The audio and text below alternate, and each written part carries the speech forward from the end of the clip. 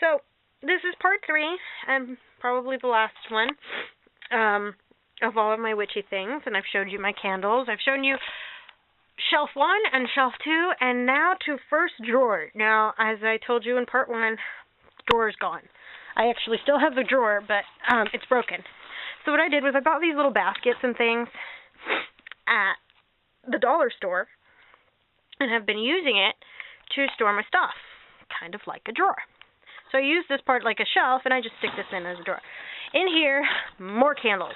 And these are candles that I've already used for one thing or another, so that way I don't keep using the new ones over and over and over. I use these for holidays. So, like for these 2 I used for in bulk. These 2 I use for Ostara. And then these 2 I use for Yule. And then these 2 I use for God and Goddess. And then I have a ton of, is that just dust? Yeah, it is. Of tea lights in here. Tea lights, the red sparkly ones that I got on sale somewhere. These maroon ones, and I think they're scented, now that I think of it. Yeah, these are scented. They smell fantastic. Just tea lights and things like that. This is another white candle that I use as a whatever candle. It just depends. There's a little black one. A big black one. So tiny.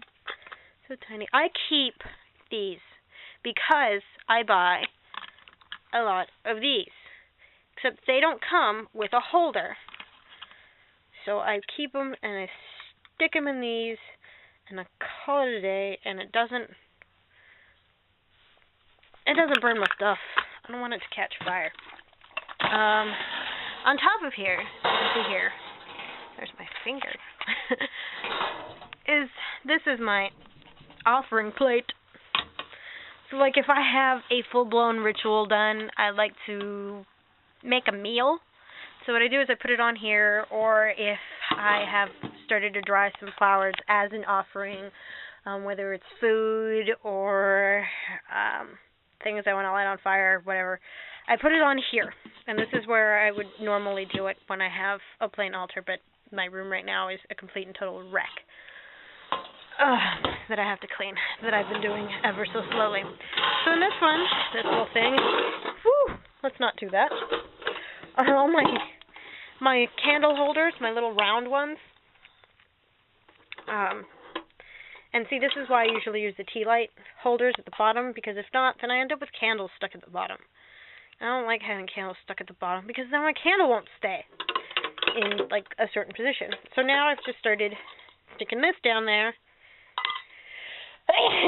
Excuse me. Putting the candle in there, and then I can burn it and not worry about it. But I have star-shaped ones that came with a sparkly red tea light.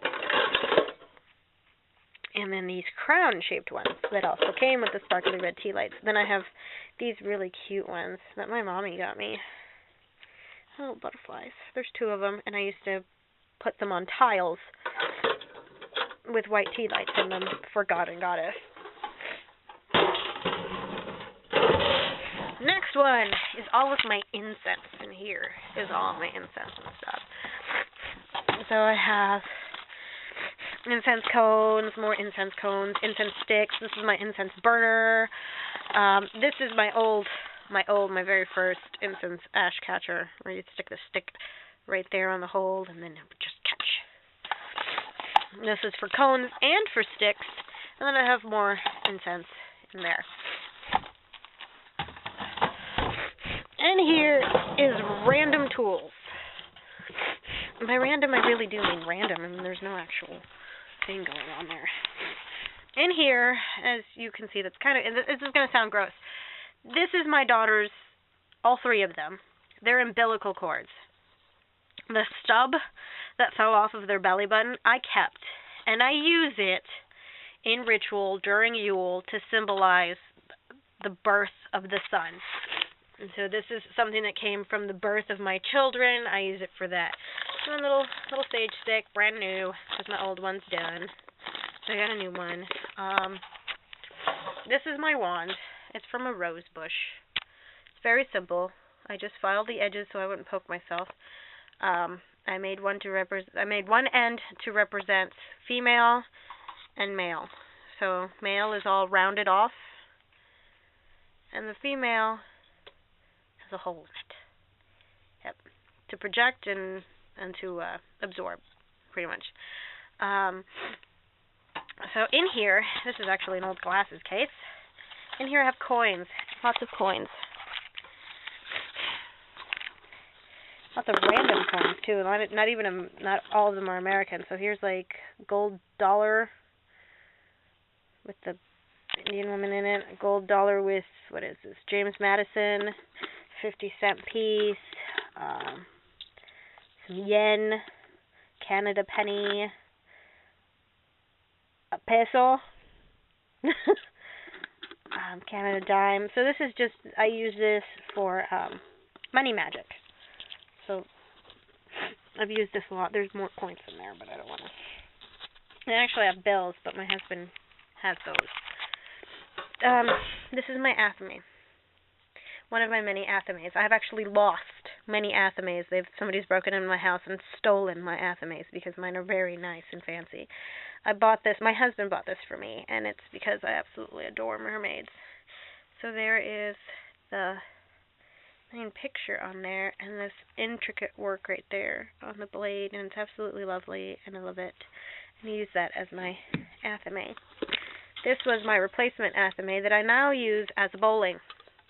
It's not a proper bowling, I know, but I use this one. It's simple, very simple, kind of heavy, to cut my herbs and crush them. I use the flat part of the blade and I crush them. These are for decorations during Mabon. This Indian corn that you can get at the grocery store. This is for Beltane. Right now it's a mess. It's gotten tangled up and stuff. But this is my homemade maypole. And it's tape and rainbow ribbon and a wooden dowel.